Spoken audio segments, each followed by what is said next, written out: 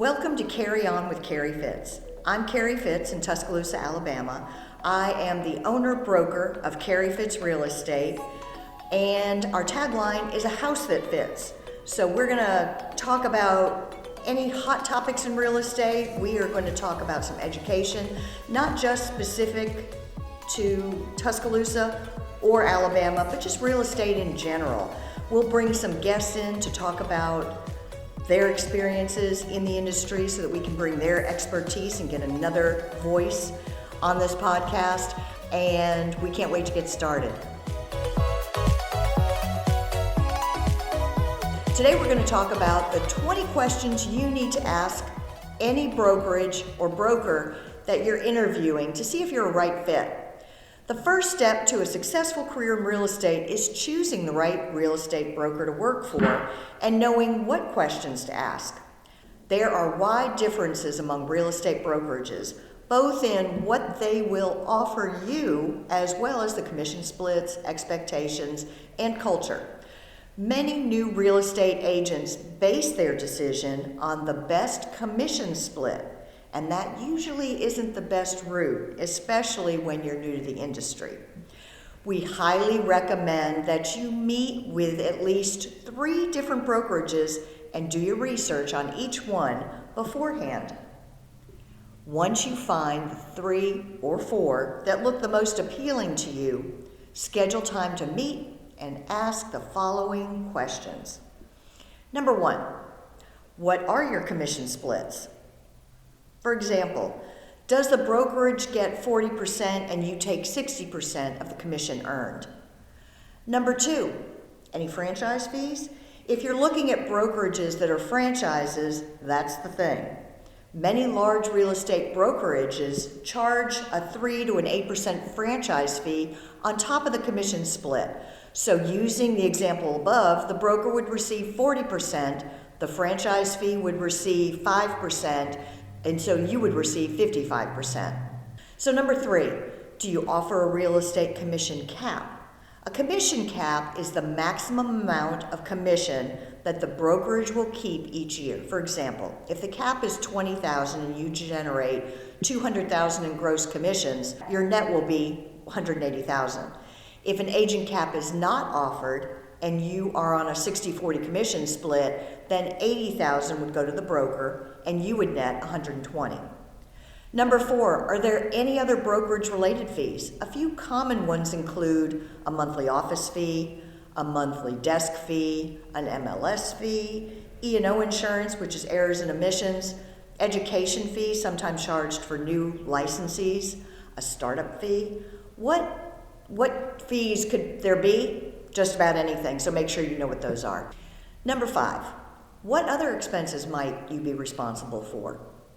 Some examples might include lock boxes, e-keys to access a property, signage, business cards, stakes, hardware, realtor designations, usually those are about $400 a year, website hosting and IDX, which is an MLS feed, brokerage benefits and offerings. They could be anything, so make sure that you ask those questions when you're in front of that broker as well. It's not cheap to sell real estate. There are a lot of expenses. Number 6, do you offer any of the following? Does a brokerage offer you business cards? Do they pay for your signage? Do they pay for lock boxes? Is there a standalone website or page on a broker's website? Or are home buyers and home sellers leads provided? Ask those following important questions. How are they distributed among the agents? Is there a referral fee or an upfront charge? How many leads can you expect each week or each month? Are the lead website registrations? What's the typical conversion rate on your leads? What percentage of the leads end up buying or selling, for example? Is there a closing coordinator, technology support team, continuing ed classes for CE credits, e-signature tools like DocuSign, Dotloop, etc.? Is there a paid-at-closing option? Is there a CRM, which is a customer relationship management system? Are there discounts with local vendors? Are there marketing resources, trying to get lots of details about what's available? Is there meeting space so that you can meet with your clients?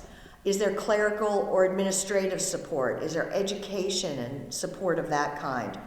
All good questions to ask a broker. Number 7, what type of classes do you offer and how often? Also, ask if there's a cost for the classes. Many brokers offer a lot of classes, but most are taught by agents in the office or local competitors. The good classes that are taught by the brokerage may cost $200 to $1,000 a class. Number 8, are the classes all in person or do you offer online classes that you can view at your own convenience? Number 9, who can I count on if I have a question about a contract? Are they available after 5 p.m. if I have an urgent issue?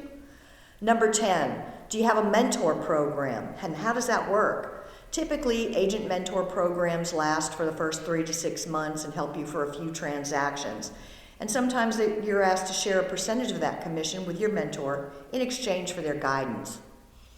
Brokerage environment and expectations. How many real estate agents are in the office? Number 12, how often do you have team meetings, lunch and learn sessions? Number 13, are there any meetings that are mandatory in attendance? We're independent contractors, so they really shouldn't be mandatory, but are they?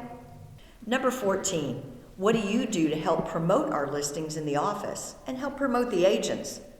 Number 15, is there a desk or phone duty required for each agent? If so, how many hours a week are going to be required? Number 16, how are you involved with the surrounding communities? You know, the ones that you get your business from. Number 17, what are your expectations from me? Are there anything else that I'm required to do as an agent under your real estate brokerage? This could include selling a certain number of homes each year, being a full-time agent, attending certain meetings.